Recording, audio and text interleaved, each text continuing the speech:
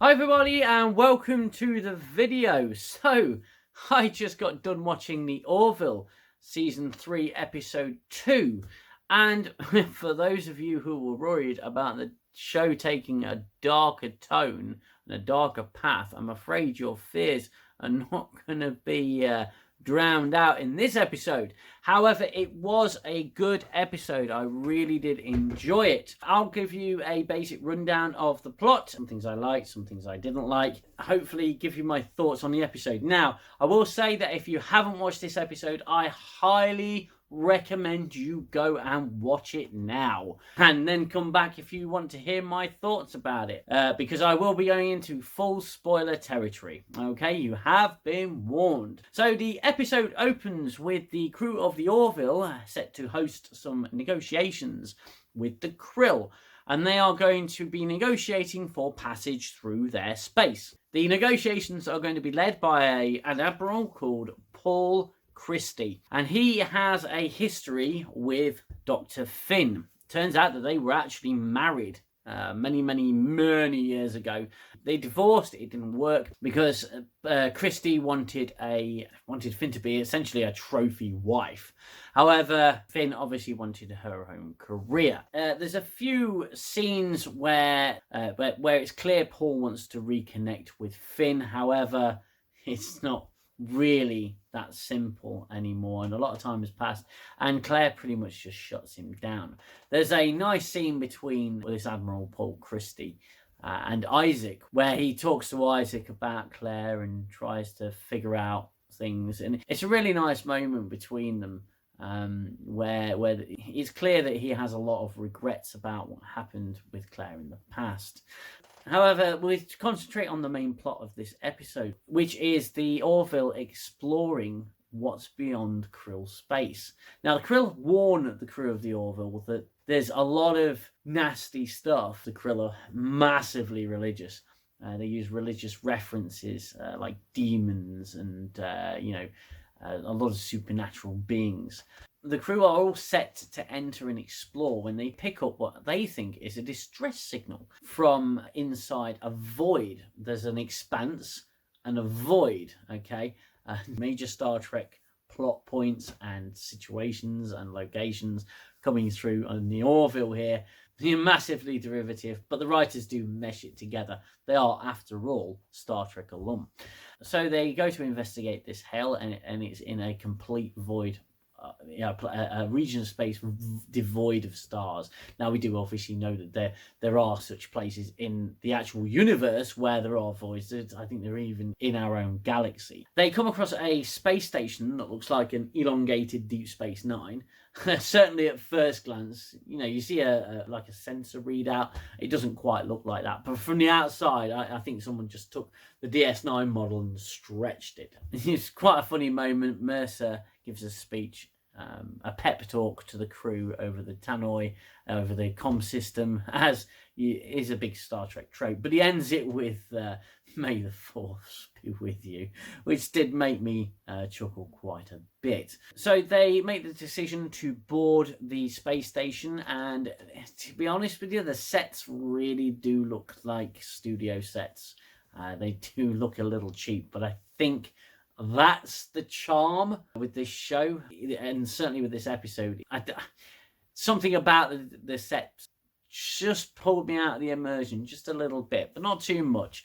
It's a small complaint anyway. The Admiral at this point has joined the mission, the exploratory mission, having successfully negotiated. His job was essentially done and he could have left, but he decided to stay and he's gone on the away mission. It turns out that was a pretty big error on his part, because he gets sprayed in the face by some alien airborne parasites or something.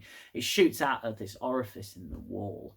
Mercer doesn't see that he's been sprayed by anything, so they return to the Orville, and the Admiral just collapses on the floor and he starts morphing into this alien creature. Finn is like, I'm going to save your life. It's just some touching moments between the two. There's a bit of a reconciliation there. And Finn vows to save his life, but what is actually happening is he's being transformed into another species of alien. Quite visually gross as well. What is happening to him? The body horror in this episode is quite good. To be fair, it's quite. It's not graphic, it's not gory, but it's quite striking. While Mercer and crew have gone back to the space station to collect samples of what could have possibly infected this admiral, the admiral escapes the Orville sickbay and initiates like a dampening field around the ship, so all the power, everything switches off. Then the episode takes a complete tonal shift into the realm of horror. He's fully morphed into this other alien creature. He infects other people on the crew. And one of the scenes is I thought it was absolutely brilliant, where he spits this fluid onto a crew member's face, and this crew member just morphs right in front of Ty and Marcus, who are trying to make their way around the ship. And the crew have got to navigate this crisis. There's some real shock horror moments. Now, I'm not going to give you a complete rundown of this section of the show, because I think it's well worth watching. There were some moments where obviously they had to CGI these creatures, and it really didn't look very good at all. Some of it looked like really bad animatronics. And some of the fight scenes with some of the crew were a little bit almost stop motion. It didn't quite land, in my opinion. I mean, that's a small gripe. I still really enjoyed the episode. The episode culminates in a showdown between Paul and some of the crew, but mainly Dr. Finn, where she still feels that she can reach Paul, even though there's absolutely nothing of this guy left. And what this parasite does is it completely drains the DNA of the person, or modifies the DNA of the person it infects, and that person is gone pretty much forever. So there's quite a tragic end to the show, because there's no way to reverse this effect. Claire has discovered a combatant, not really a cure, but a combatant for them. It's an artificial virus that can give them something as simple as a common cold, which would kill them because they're lacking white blood cells. And the transformation takes such a toll that that it takes them weeks to build a proper immune system in these creatures. So they can be taken down with a common cold. Claire tries to reason with Paul. I mean, he's been located because of the wedding ring. It's got some gems in it that from the days where him and Claire were together. She manages to communicate with him, and she says, look, I've got this virus. I'm going to release it. You need to get off this ship. I know you're still in there somewhere. And this is where it kind of stunned me a little bit, because the creature that was Paul, that is now this alien creature, talks to her and says, there's no Paul here, essentially. I'm not really doing this justice. And this is why you should go and watch the episode. He says that there's no Paul here. You haven't seen the last of us, basically. We're not going anywhere.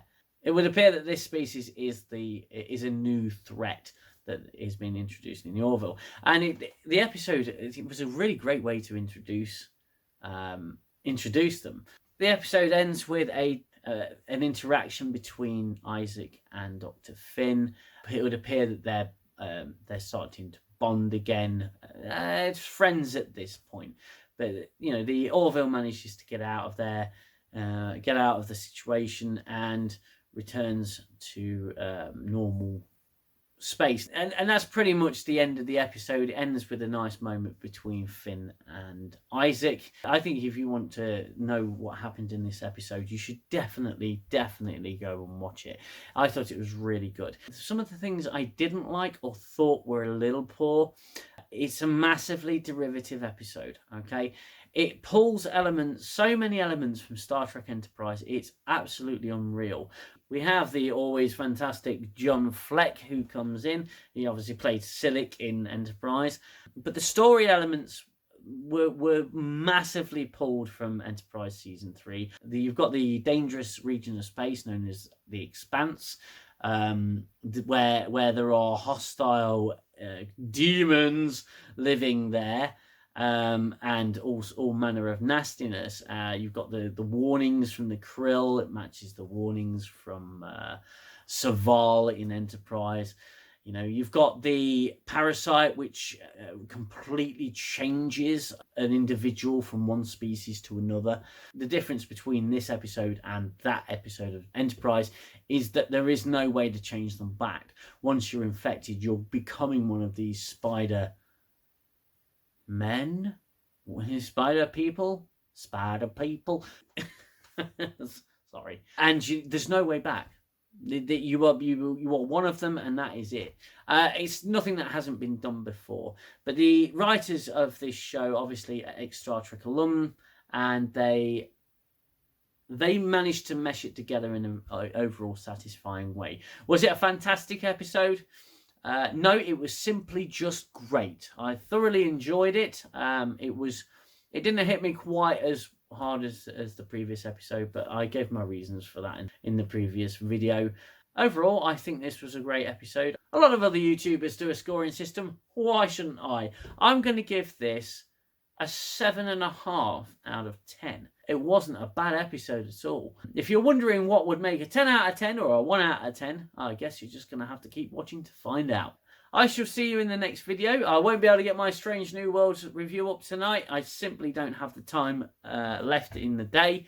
So I will get on with that tomorrow, and hopefully I will see you then. If you like this video, then hit that like button. And if you are new here, please consider subscribing to the channel. It would really help me out. It's so nice to know that people are enjoying these videos. And if you didn't enjoy it, then thanks for stopping by nonetheless. Until the next video, look after yourselves. You look after one another. Take care. Bye-bye for now. I need the silence, stop the violence of the war in my head. Time's the healer, the eraser of all done and said. And as I fall back to my shelter, I know I'll only find peace in your smile.